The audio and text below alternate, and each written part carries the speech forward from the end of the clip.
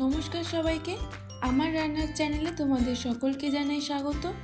আজকের রেসিপি ভালো লাগলে চ্যানেলটা প্লিজ সাবস্ক্রাইব করে দিও, পাশে থাকা বেল আইকনটা প্রেস করে দিও, যাতে আমি যখন ভিডিও দেব খুব সহজেই তোমাদের কাছে ভিডিওটা পৌঁছে যায়। কথাতেই আছে মাছে ভাতে বাঙালি, মাছ বাঙালির খুব প্রিয়। তাই ঘরোয়া উপায়ে সুস্বাদু কাতলা কালিয়া বানিয়ে নিতে হলে অবশ্যই দেখে নাও আজকের রেসিপি। চলো শুরু করা যাক। কাতলা কালিয়া বানানোর জন্য আমি এখানে 2 পিস কাতলা মাছ নিয়ে নিয়েছি। প্রথমে কাতলা মাছ ভালো করে ধুয়ে পরিমাণ মতো নুন ও 1 চা চামচ হলুদ গুঁড়ো দিয়ে ভালো করে মাখিয়ে 15 মিনিট রেখে দিতে হবে। কাতলা কালিয়া বানানোর জন্য লাগবে পেঁয়াজ কুচি, আদা কাঁচা লঙ্কা বাটা, রসুন বাটা, টমেটো কুচি, পেঁয়াজ বাটা, জিরে গুঁড়ো, ধনে গুঁড়ো, শুকনো লঙ্কা, দারচিনি, এলাচ, হলুদ গুঁড়ো, কাশ্মীরি রেড চিলি পাউডার, গোটা জিরে।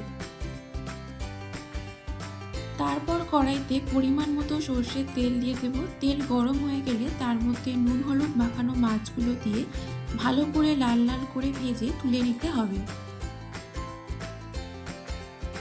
মাছ ভাজা হয়ে গেলে ওই একই তেলে ফোড়নে দেব শুকনো লঙ্কা, এলাচ, গোটা জিরে,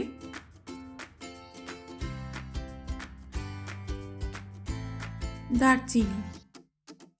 মশলা থেকে একটু গন্ধ বেরোনো শুরু হলে দিয়ে দেব পেঁয়াজ কুচি। পেঁয়াজ হালকা লাল লাল করে ভাজা হলে তার মধ্যে দিয়ে দেব পেঁয়াজ বাটা। পেঁয়াজটাকে 2 থেকে 3 মিনিট ভালো করে নাড়াচাড়া করে নিতে হবে। তারপর টমেটো কুচি দেব। টমেটো যাতে নরম হয় তার জন্য দেব স্বাদ মতো নুন। তারপর আবারও কিছুক্ষণ কষিয়ে নেব। এরপর দেব হলুদ গুঁড়ো, জিরে গুঁড়ো, কাশ্মীরি রেড চিলি পাউডার, ধনে গুঁড়ো, রসুন বাটা, আদা কাঁচা লঙ্কা বাটা। তারপর সমস্ত মশলা ভালো করে কষিয়ে নিতে হবে যতক্ষণ না মশলা থেকে তেল ছাড়া শুরু হচ্ছে।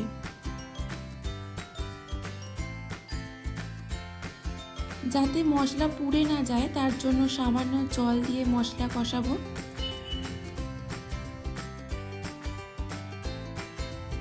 স্বাদ মতো চিনি দেব, এটা অপশনাল, তোমরা দিতেও পারো নাও পারো।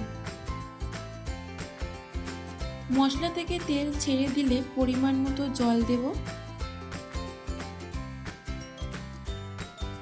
তারপর ফুটে উঠলে ভেজে রাখা মাছগুলো এর মধ্যে দিয়ে দেব।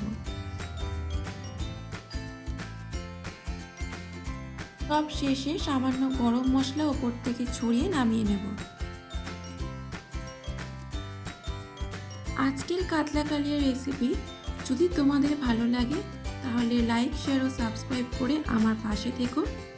আমাকে কমেন্ট বক্সে লিখে জানিও তোমাদের কেমন লাগলো।